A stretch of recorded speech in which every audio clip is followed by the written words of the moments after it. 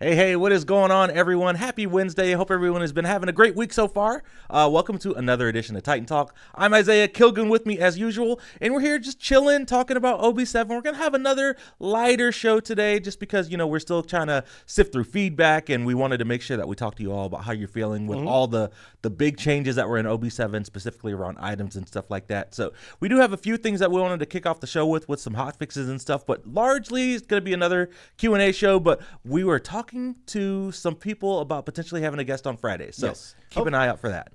Hopefully a guest on Friday. The dev team in general is just extremely busy this week. I think people are busy every week, but we have a couple people out. I know like Pawn's not here this week. He's on vacation. Yep. Well deserved. So the design team is kind of grinding on stuff without him. It's a smaller team. Just harder to get guests with a lot of people taking vacation days. Is Easter this weekend or is it next weekend? It is this week. Yeah. Well, no, next weekend, April 20th. Yeah. Okay. So a lot of people are just kind of got to get ready for that Bunny Bliss event in SMITE 2 next week. Yeah. But yeah, a lot of people are on vacation like this week or next week or both, like depending on what their kids' school vacations are and whatnot. So spring break time. Yeah. It's just a little bit of a lighter staff right now, and because of that, a little bit harder to bring guests on when everybody's working so hard. But next week we will have the OB8 kind of patch overview on Monday, showing off Kali, and the next wave of item specialization. Yep. There are quite a few new items, actually. I was wrong on Monday. Quite a few new items and some bigger changes to items. So excited to see that. And then we have some other stuff that will be showing up too. Hopefully God Builder. I'm really hoping it gets fingers crossed. Yeah. It's coming along. It's close to functional, but there's a lot of work still to be done, I would say. So, fingers crossed it makes it for OB8. Cool. Well, before we get into Q&A and conversation, I will bring up the handy-dandy laptop. We've hotfixed 3 times since OB7, so wanted to go through all those just to let everyone know what has been fixed on the Battleground. So this hotfix went out on Monday, a few hours after the update. We fixed an issue where players were getting stuck on pre-caching shaders when loading into the game. Fixed an issue where Merlin's ability 1, all 3 forms, wasn't hitting the totem. Fixed an issue where the acquisition screen could not be closed. So if you're getting those acquisitions, you'd have to restart the game in order to close that screen and get back in. We fixed God stats and text announcements not working in the HUD editor. And then last, for the Monday hotfix, we fixed that pesky ghost red dot in the player profile. Always those red dots. We'll be fighting them for months, I'm sure. So I'm glad we got this wave at least. Yep. So that was Monday's hotfix. Tuesday's hotfix. We fixed an issue where sometimes you could not lock in a god on gamepad. We fixed it. Yeah. So this was one that I was complaining about, and I was managed to get fixed. On Xbox, at least, I don't know if it was happening on PS5. If you click to select a god and then to lock in, the button wouldn't work until you moved and then back. Yeah. So it would have just timed out and locked you in, but you couldn't just lock in. And and you don't have to want to wait for that extra 30 seconds or so. Yeah, it was just annoying. Yeah. So we fixed that. We also, I don't know if it's on here, but there was a way that you could lose your cursor in the draft lobby, which I think we also believe we have fixed. Cool. So I need to mess around with that a little bit more today and make sure that it actually got fixed. Lino pinged me about it saying, hey, have you tried to break it again? But I have not, but we think it's fixed. Cool. So. We fixed an issue with gamepads where the Wandering Market coin purchase window would put them into a bad state. We fixed an issue where you could lose focus on the gamepad in the draft lobby selection. Yeah, you just mentioned that. Yep. We fixed the global emote slot 4 should now be VXE plus 4. And then we fixed an issue where players were not receiving acquisition source information for the Wandering Market. So just making sure that you get notified whenever you've got stuff in the Wandering Market that you can unlock. And then today's hotfix, a little bit earlier this morning, we shipped out another patch that fixed an issue where Cerberus's Ghastly Breath ability 2 was not hitting stealth targets. Yeah, that was a funny one. Yep. We fixed an issue with incorrect voiceovers playing for Ra's Oblivion Seer skin. We fixed an issue where Bacchus's mastery progress was showing up as Jingwei in the pop-up. And then we made a cost fix for Hydra's Lament. I believe it was a little bit cheaper than it was intended. So yeah, I want to say it was like 200 gold cheaper than it was supposed to be. Yeah. So that should be fixed now. We also, at some point during this week, fixed, there was an issue where your Wandering Market coin progress would reset every time you logged in. And we managed to get that fixed. Yeah. So sorry about that. It obviously wouldn't start over your entire... you wouldn't lose your coins, right? But if you had made progress towards a bar, that bar would start over. So that got fixed as well. Cool. Well, that is it for the 3 hotfixes that have gone out this week. We're going to continue to, fix known issues, so keep on reporting those bugs. We're going to keep on shipping hotfixes for OB7 as we progress, so, keep on leaving us your feedback. I think Clumsy is still thinking about some potential balance for later this week, but I'm not completely sure. But I know it's something that's been talked about. I know Clumsy and Austin are like really hard at work on the bigger item pass for OB8 right now. And he is, I believe Clumsy actually has some time off as well. The end, like for this weekend. So it again is a little bit of a smaller team this week and next week. So I'm not sure that we'll get a bigger balance pass, but we'll give you an update as soon as we know more. Cool. Well, that is all that we had to cover at the top of the show that was on our hit list. So let's go ahead and open up the floor for community Q&A and discussion, and we'll hang out for the next hour-ish and take questions. So, chat, what do you want to talk about today? ETA on God Builder. So we are hoping that God Builder makes it into OB8, which is our next major update. So a week and a half from today. It is... I messed around with it a lot in dev yesterday and the day before, and it's getting very close to the point where it's very usable. It's missing a lot of the polish right now still, and there are probably some edge cases that we aren't fully explored yet. There's one part that will not make it in for OB8 is interweaving this with auto build to where once you pick a build, it'll build automatically, and that will display community builds to you in the pre-match lobby and whatnot. So I feel like this is going to be a very big improvement. Even just goofing around with it the other day, I was like, oh, this is so nice. Every system like this has its own quirks, right? Yeah. But I think we're getting close to the point where we can put it into your hands. We can get feedback on things that are good and bad and need to be changed. Cool. So I've seen a couple people in chat talk about it since we've started the show. We were talking about it while we were on the wait screen, Kilgoon, but a couple people just want updates on the Xbox controller vibration stuff. Yeah, so we're still tracking this down. So it's very inconsistent. Some people are affected by it, some people are not. There doesn't seem to be any rhyme or reason to whether it's a Series S or a Series X or why some people are not getting controller vibration and other people are. The only thing that we have found internally, which I think I messaged you directly on Twitter about this, is we had one Xbox Series S internally where it wasn't working, and all the other Xboxes in the studio it was just working fine. And that Series S had a mouse plugged into it, and when we unplugged the mouse, then it worked fine. Ah, okay. But Hellerani had said that it's happening to them every game, and they don't have a mouse plugged in, and they have 2 Xboxes and their Series X's, and it's happening on both of them. Oh wow! So, so I'm not sure why some people are seeing this issue. We're continuing to investigate.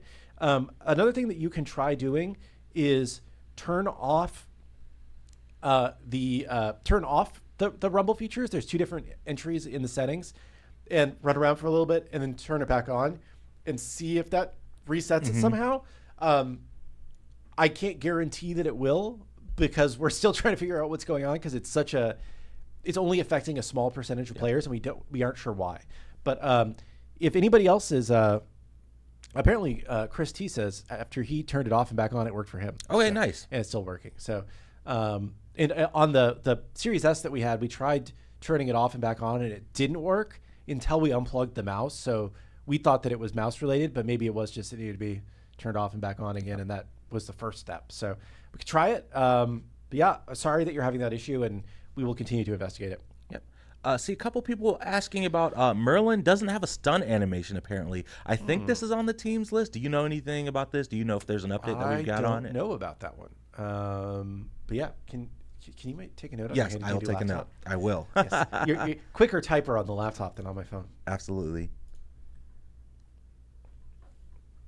I will answer a controversial one. I have friends who struggle to discern God from skin. Is there a possibility for a no skins toggle that turns all other skins off?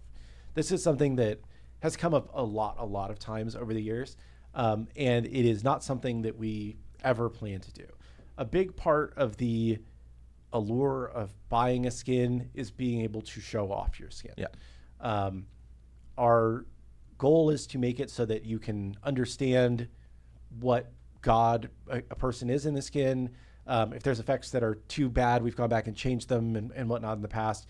On the pre-match loading screen, it shows you who they are. By default, the game is set to show god name overhead and not player name overhead. So there's a lot of things that we try and do to make it clear, like who you're fighting against. Although, obviously skins do change things, but we do not think that people would buy skins if we gave people the ability to turn off seeing other people's skins. And as a free-to-play game, that's how we make money. So we have to, we have to still do things that will sell skins.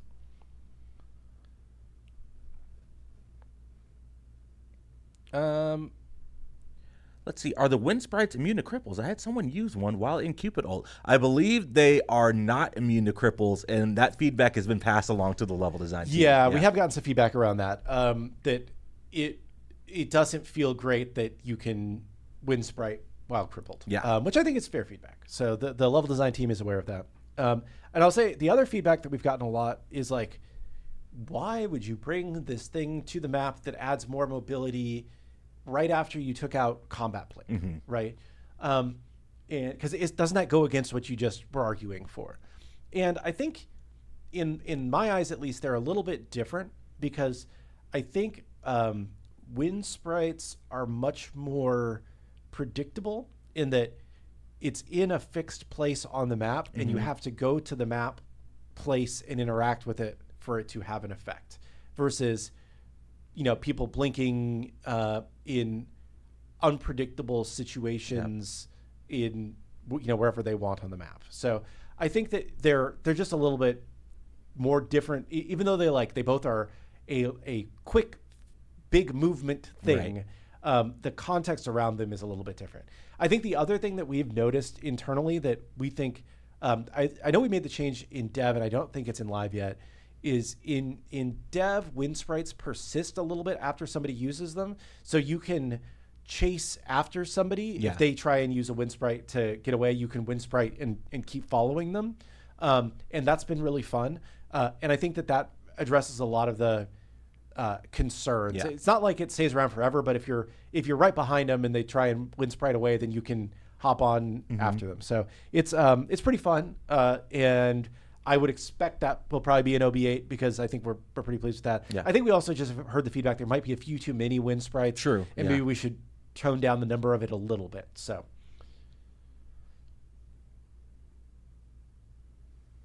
Can the whole team jump someone then? Yeah, that's kind of how it works, right? If everybody's there, as long as you're pretty quick after the first person, you can all just go boop, boop, boop, boop with the sound effect. Actually, they recorded my voice for that, so that's what you'll hear in game.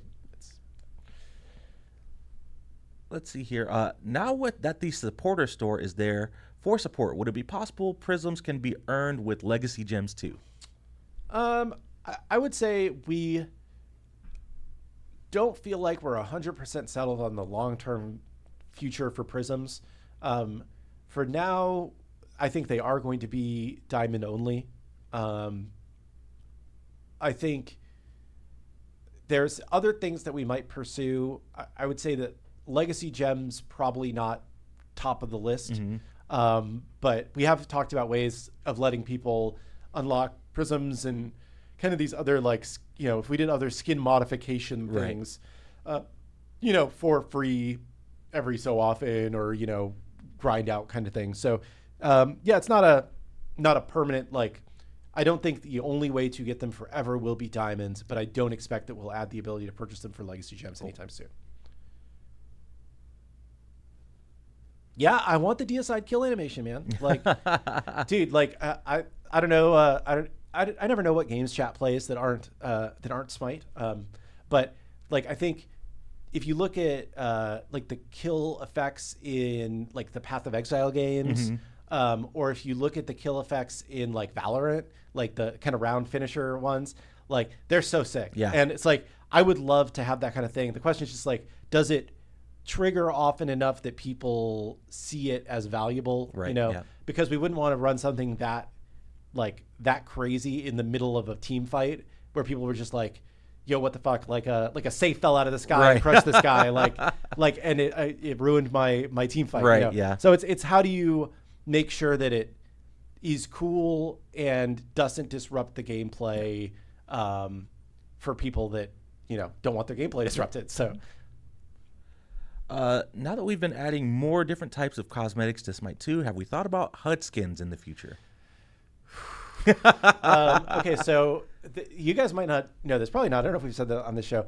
HUD skins were literally the most expensive cosmetic for us to make in Smite 1 because so much work went into it. The new HUD setup from Smite 2 should be much easier to skin. And so theoretically, we are set up for a future where we could sell HUD skins. But I think just as a team, we've been gun shy to commit to doing it. Yeah. Because it was such a big arc of work. There's a reason why we only ever shipped I think there were 3 unique ones plus a bunch of esports variations. And the esports ones were the same, but just we changed the colors and logo on it. Yeah. They were just an incredible amount of work to produce. So they were, again, going back to something I said the other day too, is that generally speaking, cosmetics that other people can't see or experience sell more poorly. So it's one of those things that it's very difficult for us to produce, or it was for Smite 1. So we're nervous about going down that path because it was so hard in Smite 1. And then at the same time, just historically, we've seen that unless other players can see that you're using this thing, it's not as valuable to players. So I would expect that we'll get to them at some point. I'm not saying that we won't, but just those are the reasons why we've been a little bit slower to get to it as a cosmetic type. What are your thoughts on how the community is reacting to the current meta? From your perspective, as somebody who reads what the community has to say all day, what do you think?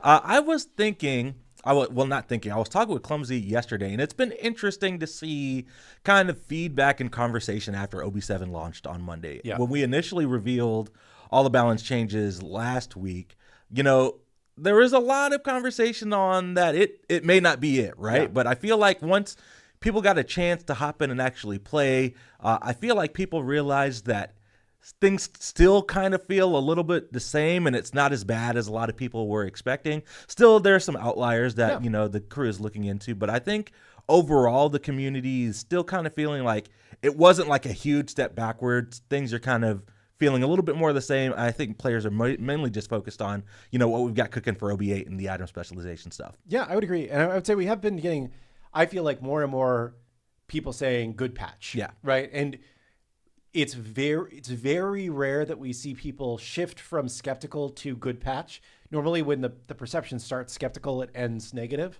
Obviously there's a few people that are not happy with the current update. There's always going to be differing opinions in the world. I've seen some streamers who are like, this is great. And I've seen some that are like, this is awful. Right. But I think that it's been moving more in the positive direction as people, get their experience with it. So I'm looking forward to showing off all the stuff in OB8 because I'm super excited. I personally am having a lot of fun with it. I think it's a very good update. And I think that when you see what's happening in OB8, you'll like it even more. Right. I think OB8 is a good step forward. Somebody said, should we be worried for Kali? Or no, how do you think Kali is going to perform on launch? I'm scared. I would say if our playtests are any indication, you should be scared. She has just been running it in our playtest so far. Obviously, we may make some more changes before she comes out. We're still a ways away. Balance is usually one of the last things to kind of settle in. But yeah, I think she offers a different kind of character to the game because we haven't had that true auto attack. I was going to say there's something about the basic attack assassin that just having one available to pick, just you have to think about the way you played the game differently if she's in the game, right? The way that she clears the jungle, her mobility, her ability to kind of stay alive with her ultimate, with Kali specifically, but just basic attack junglers in general, just them being able to clear so fast and kind of speed run the jungle.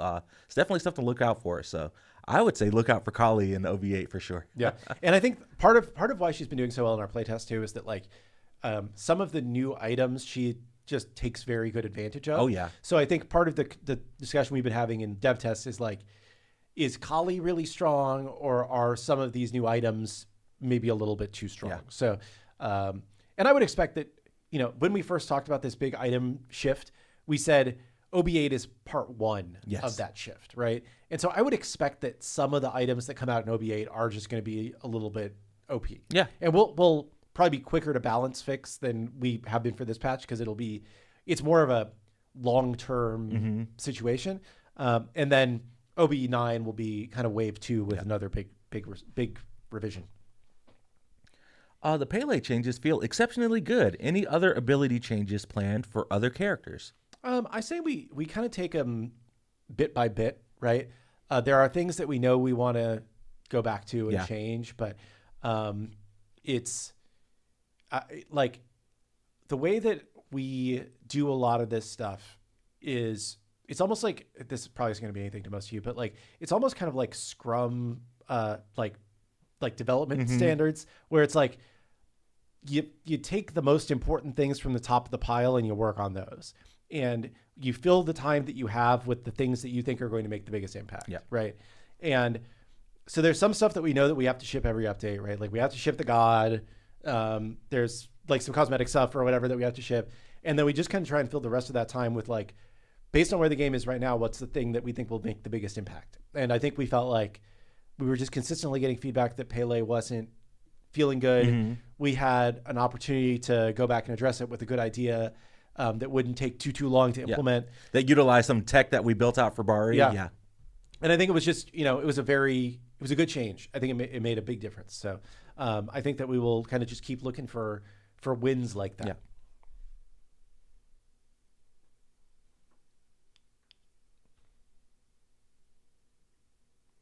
Can we get customizable crosshairs soon? I know a lot of FPS games do this. I mean, I think the more likely thing is us just adding a few more crosshair options because we have the circle and the X right now. Like we could theoretically add a few more. Do the dot or I was on some TV. I think it's my home TV has like game assist features, and you can like the TV will put like a crosshair on your screen. That's interesting. Like it's wild. It's like it's a Sony TV, so I don't know. Maybe they're just like trying to tap into, but it's crazy. Yeah.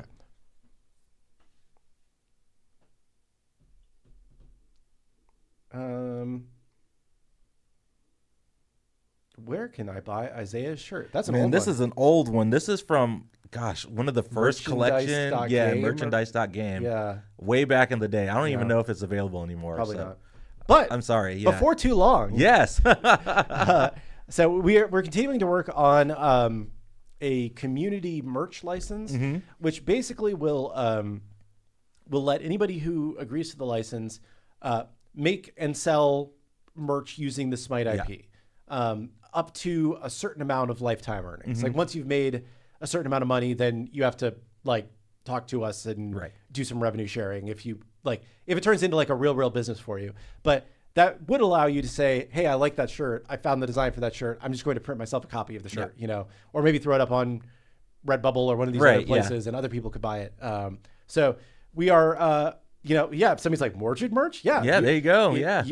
If somebody in the community wants to make Mordred We've got a lot of amazing community artists and fan artists that could take advantage of this through commissions and throwing their designs on t-shirts and stuff.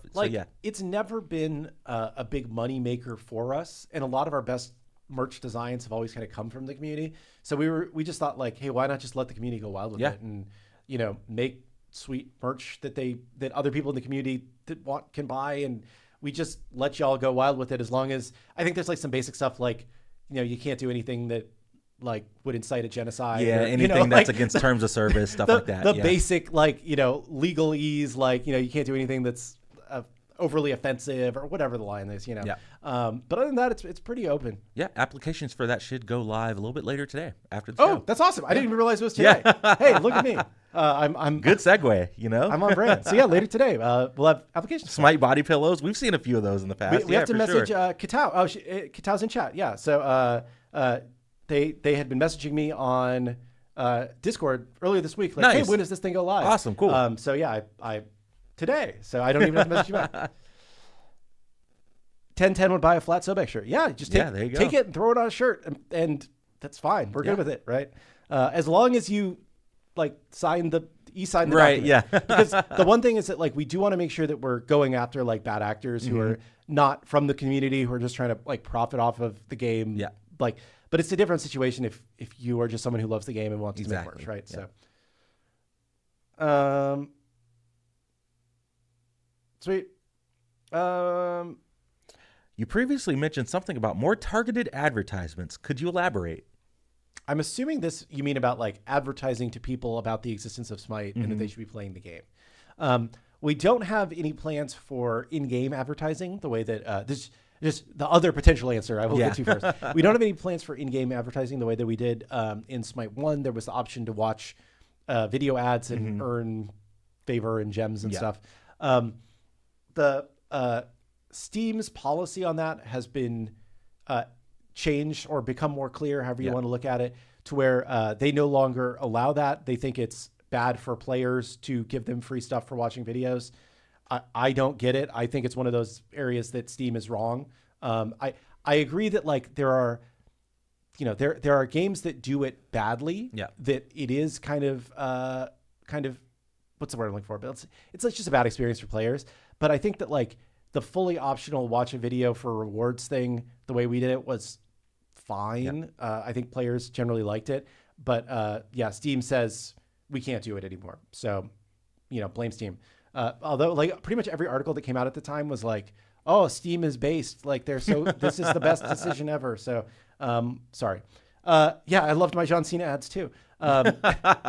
Anyway, so definitely not doing that. You saw those John Cena ads. That's good. That's a good one. Dude, he's a bad guy. Yeah. You seen this? Like anyway. I totally lost my train of thought. I know. I'm sorry. Okay. So the other thing that we need to do is we need to advertise the game more. We are working towards that. The main thing that we need to do to be able to advertise the game better is one of the old like maxim, is that the word I'm looking for? One of the old like rules of marketing is that whenever you're spending money on advertising or marketing, you are wasting 50% of the money that you spend, but you're never going to know what 50% it is, right?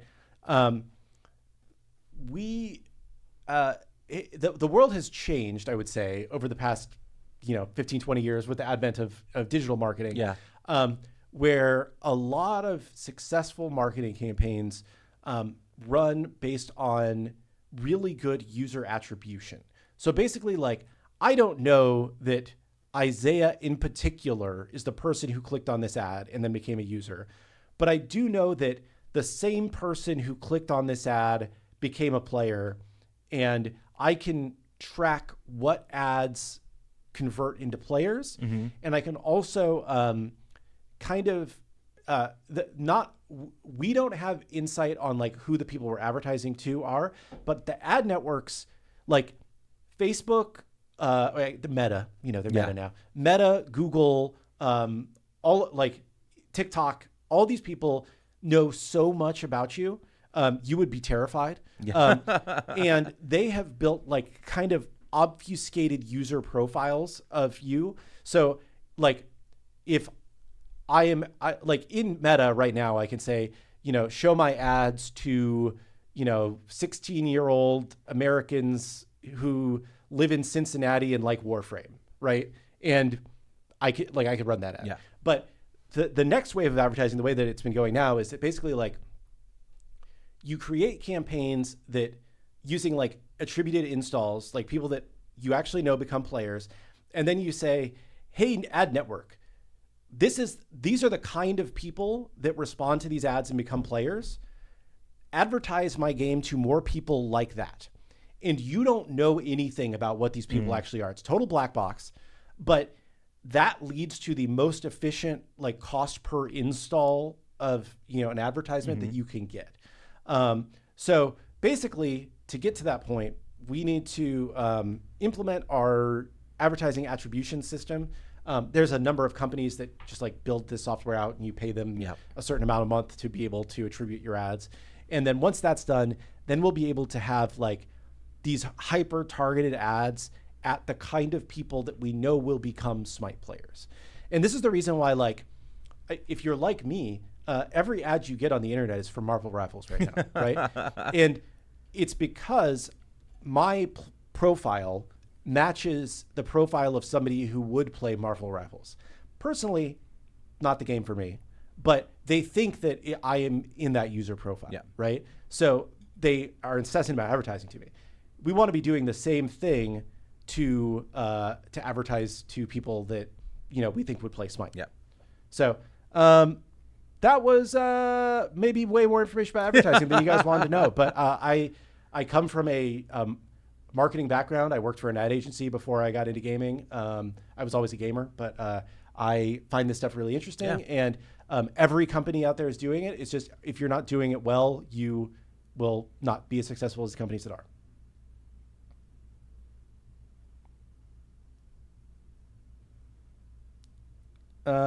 Yeah, and YouTube is owned by Google, so they tie into Google's understanding of who you are as a person. So, and very similarly, like the way that advertising works now is that also, like, I don't even say I want to run like banner ads or I want to run YouTube ads to some extent. I just say, Google, find me these players, and then it will run the ads where it knows you are. Yeah. So it's you know, it's easier and more difficult to be a digital marketer than it ever has been. It's easier because you don't actually have to understand who your players are, but it's more difficult because you can't really control it the way you used to.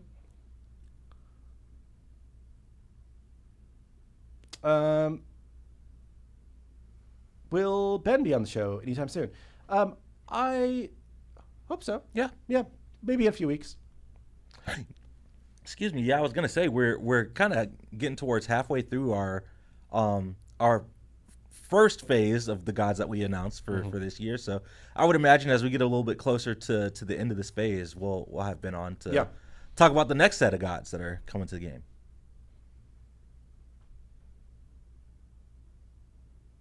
Can we leak more Kali info? I don't think I have anything to leak yet, but tune in on Monday. On Monday, we'll have a lot you'll to see talk the full about on kit. Monday. Let's see. Can we add pings for all of your ability cooldowns and not just the ultimate? Yeah, so we've talked about this. The difficulty is, how would you trigger the pings on console? On PC, the assumption is that you would free mouse and click on the thing, most likely. We don't have voice lines for everybody else. Like basically saying, like, because you say VVVD, right? Like my ultimate is down, right? We don't have a recorded, like, my ability 1 is down or whatever, right?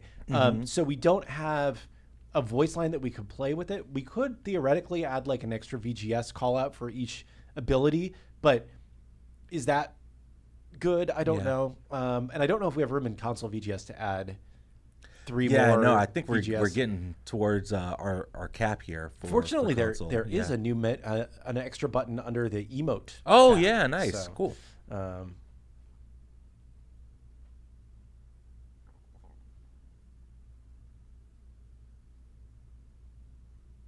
Are we aware of the recent Kali leaks and data mines? What is your stance on those practices?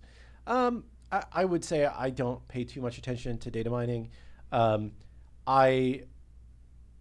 My 2 cents is that I don't think data mining is helpful for us as developers, because frequently it sets player expectation that something is going to happen when, like, it's fact, this is going to happen when we run a lot of experiments internally and things may or may not ship. And then people are like, well, what happened with this thing that you said was coming? And we're like, well, we never said it was coming. This was some data mine of a thing that we were working on that never shipped because it wasn't fun, or, it just didn't work out. Do I really care that much about data mining? No, it's a relatively small audience that reads it. But I just think that, like, overall, it does more to set bad expectations than to get people excited about upcoming content. So. In Smite 1, we could change the casting mode for each god's and ability individually. Can we have that in Smite 2? You already have it. It is in the settings menu. It is on a per god basis. So if you change those and you can like hop into a jungle practice or whatever and change the cast settings for your ability 1, 2, 3, and 4. And I believe we added the relic slot as well to that too. I'm pretty sure. And maybe active items even. Yeah, I think so. Yeah. And that's all on a per god basis. So.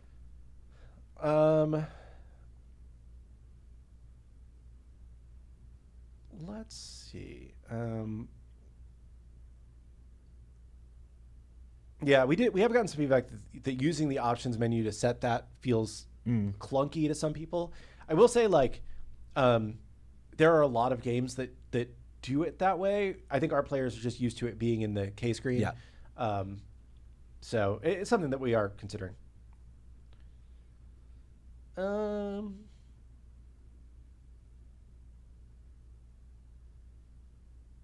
So can we get God worshippers up to and even past level 10, even if it's just 1 to 2 per match?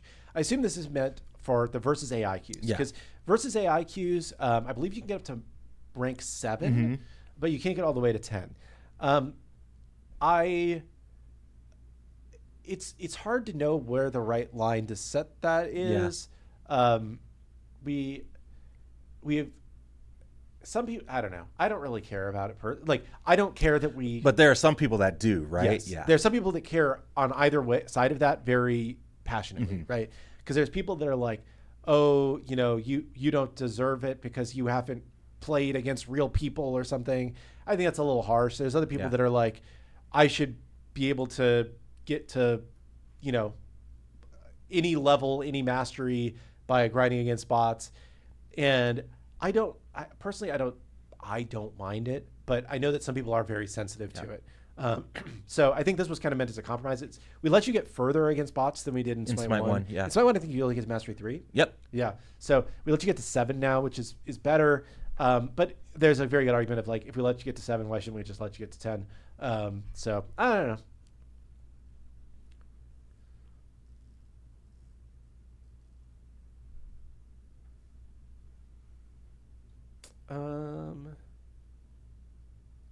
Smite 1 had a skin problem where gods would go years without skins. Are there any plans to address this in Smite 2? I would say that I understand that from the player perspective, if you are a main of one of the gods that does not get skins very often, it definitely can feel like a problem. Yeah.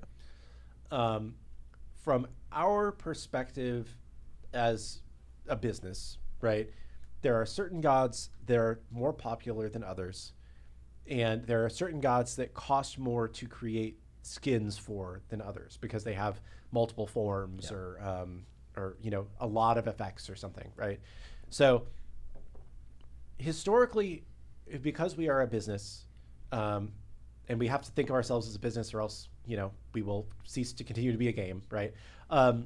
We have to make skins that we know are going to sell. And that means skinning more popular characters more often. And I've heard all the arguments of, oh, but if there was just a cool skin for this god, people would play with him more. It doesn't really work that way. Every once in a while, there's like a skin that's so cool it moves the needle a little bit, but it's not that drastic. And most people are never going to buy the skin if they don't like the base god. So I think there will probably be a world where some gods are always going to be more skinned than others. I will say we got into the case where towards the end of Smite, I think that there were a few gods that did go too long between skins, but the gods that got into that situation were universally extremely expensive to make skins for and very low in popularity. So every time we made a skin for that character, we actually lost money. It wasn't just that like we didn't make as much money, it's that it would cost more to make the skin than we would sell numbers of that skin to make revenue. So a lot of times we kind of like hid those skins in events that were anchored by more popular gods to try and like get people to buy them and get some revenue back on them. But even still, it's like, the only reason why we would make a skin for, I'm just going to say Fafnir, because that's one of the big points of concern, right? The only reason why we would make a skin for Fafnir is fan service. And, it is an expensive endeavor to make a skin. So, it's like when we have more money to throw around, right, we can do more fan servicey things. When we're trying to be a little bit more wallet wise, we have to focus on the things that we think will sell. Yep.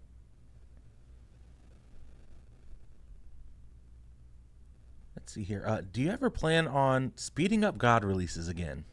Maybe sometime. I think that right now, though, we think that more of a core issue with the game is all the other stuff than the God pace right now, right? I don't like. There are certainly people who are still waiting for their main in SMITE 2, right?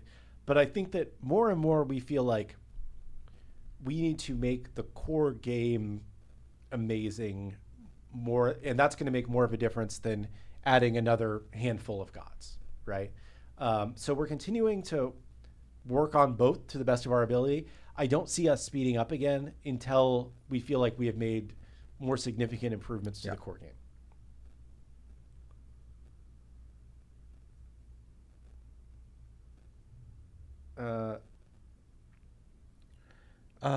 Speaking of gods, how does the process of porting over a god now compare to how it was a few months ago? Has it gotten easier? Any major improvements been made, or is it about the same? I would say I would say the team has gotten better at it because we've done it so many times now that we understand what we should be looking for and how to approach the problem. There's less. It feels like the first version of a god is usually closer to final than it used to be. It used to be like the first version of God usually had a lot of problems and had to go back.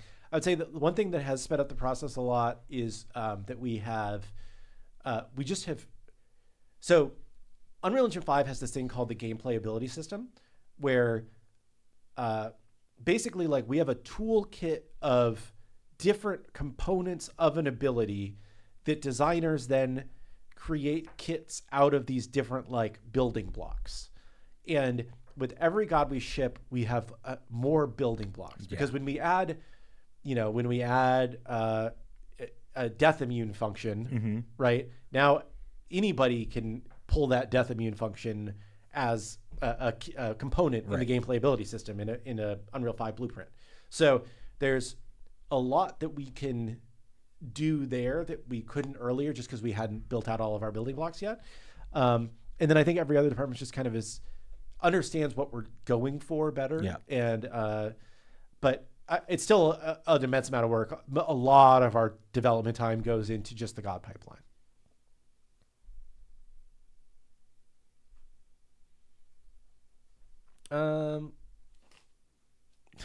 What brand of shoes are you wearing? Maybe Nike. I am wearing Nike shoes. Yeah, I'm wearing Nikes as well. When I had my daughter, I was on my feet like nonstop, and normally I'm like a gamer who sits on the couch or in my gaming chair, right? And I was like, I googled like most comfortable shoes to walk in, and this specific pair of Nikes came up, and I love them. I bought like 2 pairs, and that's all I wear now. Let's see here. How long can we anticipate the beta running, and will there be free currency integrated in the future? The beta is gonna run until we're feeling good. Yeah, feeling good. I think that like each lever you pull, you only get to pull once. And we frequently see that when games leave early access, or, when they drop the beta tag, people will come back and take another look. And I very personally do not want to pull that until we feel like the game is in a very good state. Yeah. I do think, and I think I say this every show, I think the game is getting better every week. Oh, yeah. Right? And I think you can feel that, especially like if you go back and watch some early gameplay footage, it's like, man, we've come so far. But I think it's just, we're still not quite where we want to be. So I think that we'll wait as long as we can to get to the point where we think it's ready to drop the tag. Well, there was a second part of that question, wasn't there? Free currency. Free currency. So you do get a free currency now, which is the Wandering Market coins. And that's kind of our favor replacement in this world. You also do get diamonds for daily logins. You get diamonds for mastering gods. Mm-hmm. You get diamonds for if you buy a Founders Pack, which isn't really free, but most people end up buying. A lot of people end up buying the Founders Pack if they stick around for to really seriously play the game. So there are a lot of ways to get diamonds, and then you get Wandering Market coins, and then a lot of players do come in with legacy gems as well that will let them do things. If you're a new player, obviously you aren't benefiting from legacy gems. But yeah, we don't really have plans to add another free currency at the moment. Things can always change, but we feel pretty good with our current God unlock system. And that's kind of the main thing that we would need a currency for, because most other things we could do with Wandering Market coins. Yeah, market coins are kind of like favor. I think it's a good way to think about it. But I think they're more valuable than favor because we can make them basically the problem with favor is that it had to do multiple things, right? It for a lot of players, it was your God unlock currency. But if you bought the Founders Pack, then favor was meaningless to you, right? And it was just there's all this other junk to spend it on, right? But we could never balance it properly because it had to be the God unlock currency. So I think we were very wise when we decided to make God unlocks just be for leveling up so that we didn't have to tie a currency to it, so that then we could make Wandering Market coins be more focused on actually just getting cosmetics. Yeah.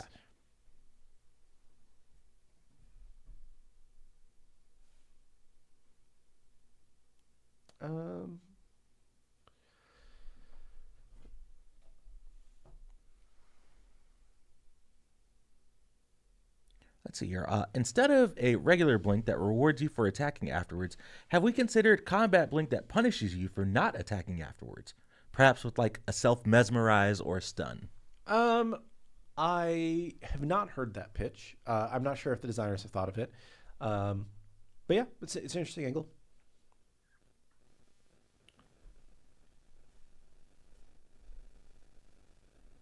Let's see here. This show has been very insightful. Are there any new plans for this show, like new guests or show formats? That's a good question. Yeah. I know we've been trying to get more guests onto the show. I know we had a couple weeks ago, we had Nick and Kellen, who hadn't been on the show previously. The design crew are pretty frequent on this show. We had Barkus on the show, too. Barkus on the show as well. So we're always looking for more people to come and hang out and talk about what they do, especially if it's tied to a new feature getting released. Yeah, and one of the good parts of this show is getting to expose more of the dev team to you all, because we still have a pretty big dev team, right? It's a big group of people. But I think there is it's hard to put yourself out there as kind of a face of the game, it's you don't want to be yelled at when things go wrong, especially when they're not your fault or you don't perceive them as being your fault, right?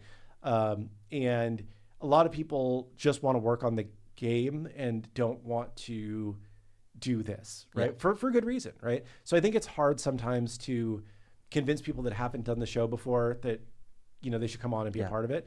But I would say everybody who has come on has had a really good time, and I think understands that it's less scary than you think it might be once you've actually done it. Yeah. So hopefully we'll get more new guests on sometime soon.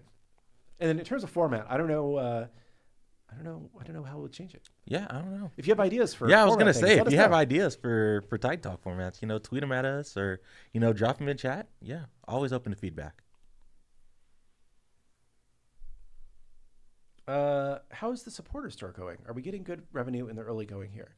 I think we are feeling pretty good about how the revenue looks, right? Again, we weren't expecting that it was a thing that everyone was going to buy, right? But I think that it's pretty in line with our projections. The combination of the supporter store and the Wandering Market has led to this has been a very good week financially for the game. It's been one of our better patches so far since going free to play. So we think it's a step in the right direction for the game, and appreciate everybody who chose to support the game with their hard-earned money, right? This is an interesting time for the world, and we appreciate any money that you do throw our way. There was another question that I liked, but I started answering that one when it popped up. So, new movement patch. So I think we're actually going to try to test that sometime soon. Oh, nice. I think like end of this week or early next week, we should be testing the movement stuff in live. I think, or maybe not live, but maybe flash test first, and then I don't fully know. We're still figuring out the exact plan, but I think it's close enough now to where it's pretty much most of the remaining like edge cases that weren't feeling great, I think have been sorted out at this point. So I think there maybe is like one more thing that Jordan's working on, but very soon I think we should be testing that.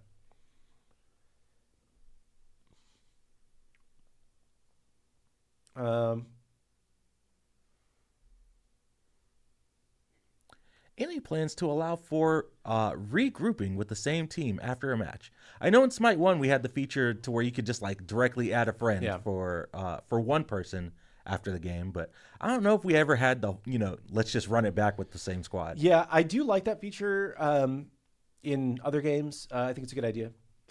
Not currently on our dev calendar, but something that is a good idea.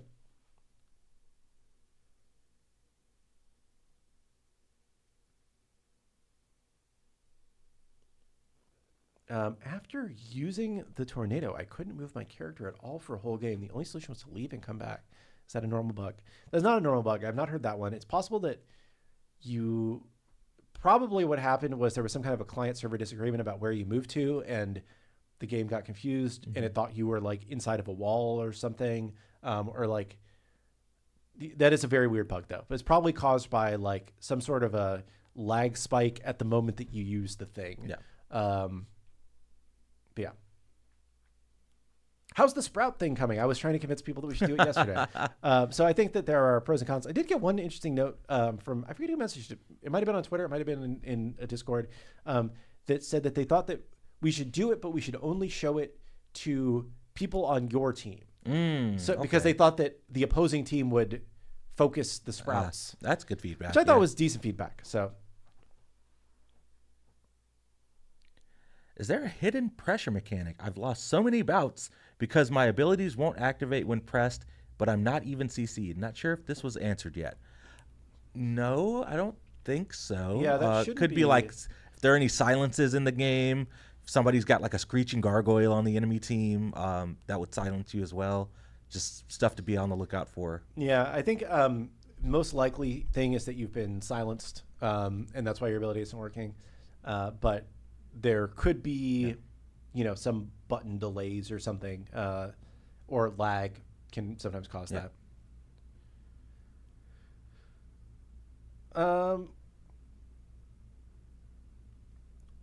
There's people saying, hold on. Sorry, Xbox vibration update. Uninstalled, reinstalled, turn on, off, and updated my controller. Nothing worked. I only get vibration feedback from towers hitting me, not gods. Camp. I'm sad. That's so weird. Yeah.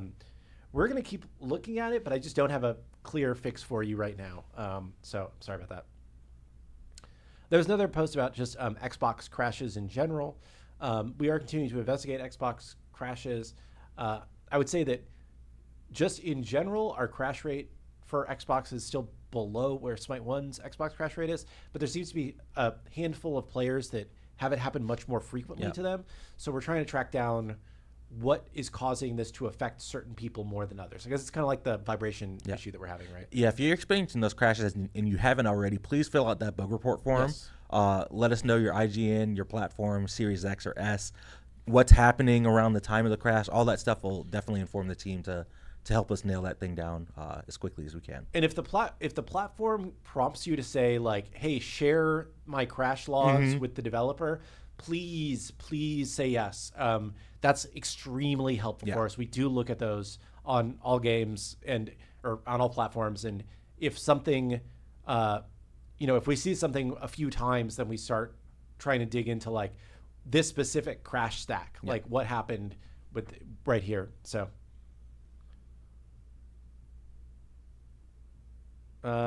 yes. And the Xbox app on PC does have a known issue there's a memory leak where we think it's something to do with like the Microsoft side of it, and we have not been able to get them to take a look at it. But basically, like for some reason, like sometimes when we upload a build, no difference between the build. You can upload the same build, it can work differently. Sometimes when we upload the build to them, the way that they distribute it, it works fine. Sometimes there's like a memory leak where shortly after booting up the game, you will have all of your memory consumed. Okay. So we are continuing to investigate that. I will say that once you have claimed your Game Pass reward, it will transfer to Steam if you have your accounts linked. So you can play on a different platform if you want to. We do have like full cross progression. So it's not like you're losing anything if you decide to move to a different platform, right, while we continue to sort out what specifically is causing this memory leak issue. And I mean, no shade to Microsoft there. Microsoft's been a great partner. I love working with them. We just can't track down this one issue. It's very specific to their storefront. So would not be, my feelings would not be hurt if you decided to play somewhere else for the short term.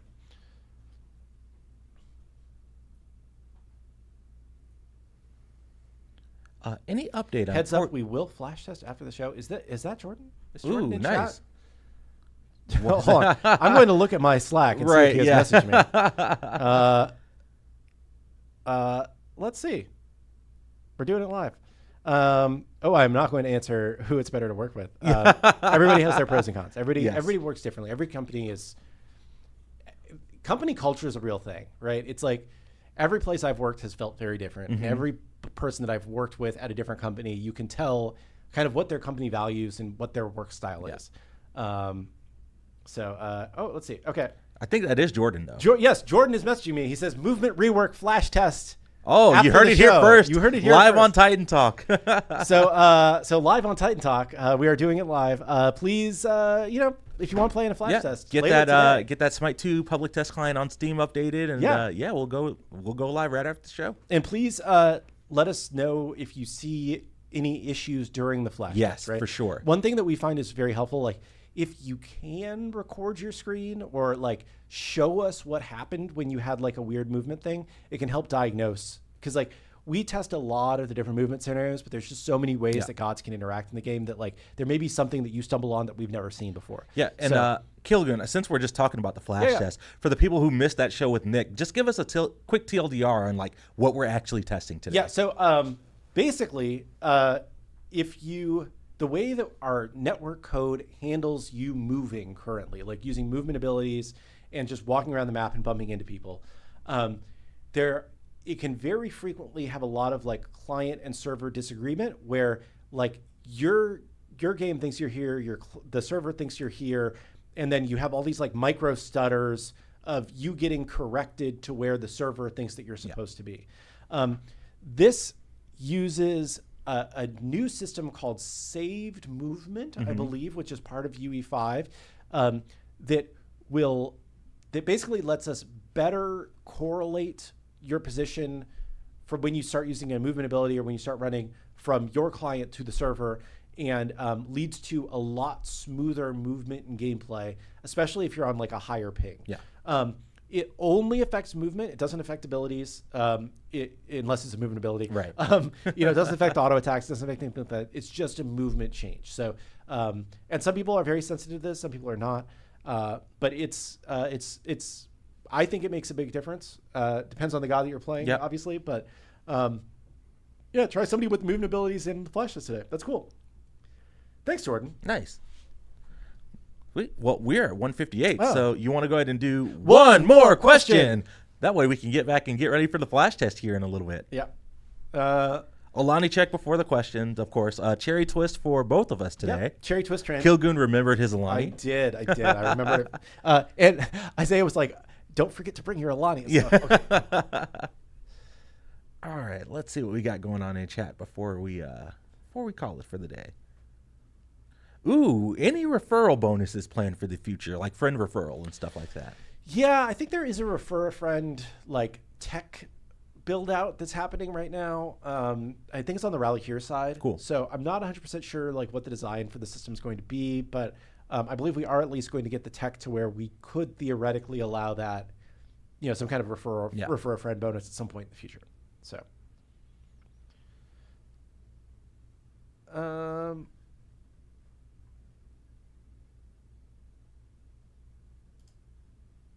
Let's see. Yeah, and people who are asking more details about like how Refer a Friend's going to work, don't know. Don't. I don't have any more answers for you. So we just something we're starting to think about. SMITE cart, that's a good one.